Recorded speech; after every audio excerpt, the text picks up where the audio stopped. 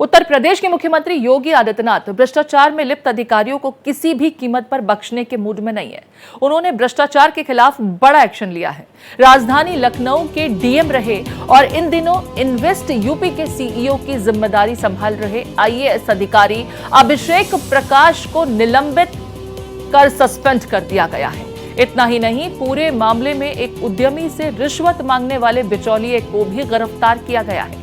खबर के मुताबिक उद्यमी ने सोलर इंडस्ट्री लगाने के लिए इन्वेस्ट यूपी में आवेदन किया था, लेकिन इस प्रक्रिया में उद्यमी के सामने बाधाएं खड़ी की गईं और काम कराने के बदले कमीशन मांगा गया।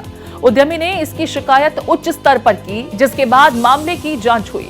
शिकायत की जांच के बाद सरकार ने सख्त रुख अख्तियार करते हुए इन्वेस्ट यूपी के सीईओ और सीनियर आईएएस अधिकारी अभिषेक प्रकाश को सस्पेंड कर दिया।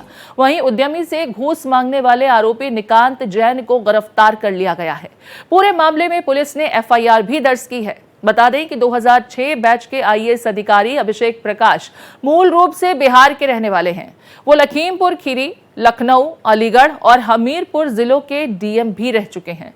खास बात यह है कि एक वक्त अभिषेक प्रकाश को सीएम योगी का करीबी अधिकारी माना जाने लगा था। कौन है आईएएस अभिषेक प्रकाश, ये भी आपको बता देते हैं। अभिषेक प्रकाश 2006 के आईएएस अधिकारी हैं, बिहार मूल के हैं। अभिषेक प्रकाश का जन्म 1982 में हुआ था।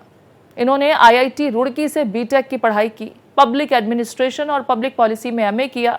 2005 में यूपीएससी परीक्षा पास कर आईएएस बने। अभिषेक प्रकाश की ऑल इंडिया रैंकिंग 8 रही। 2011-12 में लखीमपुर खीरी जिले में डीएम रहे। लखनऊ, हमीरपुर, बरेली, अलीगढ़ में भी डीएम रह चुके हैं। लखनऊ में अक्टूबर 2019 से जून 2022 तक जिला अधिकारी रहे। फिर अक्टूबर 2020 से 21 के बीच में, इससे पहले आपको बता दें, लखनऊ डीएम के साथ एलडीए वीसी भी रहे। हमारे साथ रजनीश जुड़ गए हैं। रजनीश का रुख कर लेते हैं। रजनीश, यहाँ पर आईएएस साहब के लिए तो मुश्किलें बढ़ गई, क्योंकि कभी उन्हें मुख्यमंत्री का करीबी बताया जाता था, लेकिन मुख्यमंत्री ही भ्रष्टाचारियों को बख्शने के मूड में नहीं है। बड़ा एक्शन इनके खिलाफ लिया गया है।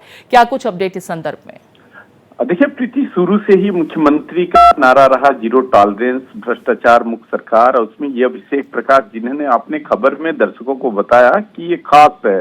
जाहिर तौर पर कुछ ऐसे डिस्ट्रिक्ट है जहाँ पे जो मुख्यमंत्री या 5 तला का करीबी होता है, जिसको पंचम तल कहा जाता है, जहां मुख्यमंत्री बैठते हैं, उन्हीं को गोरखपुर, लखनऊ, नोएडा, गाजियाबाद जिलों की कमान दी जाती है। और आपने मेंशन भी किया कि बरेली के डीएम रहे, लखनऊ के डीएम रहे। डीएम के साथ साथ एलडीए का भी इनको चार्ज दिया गया था।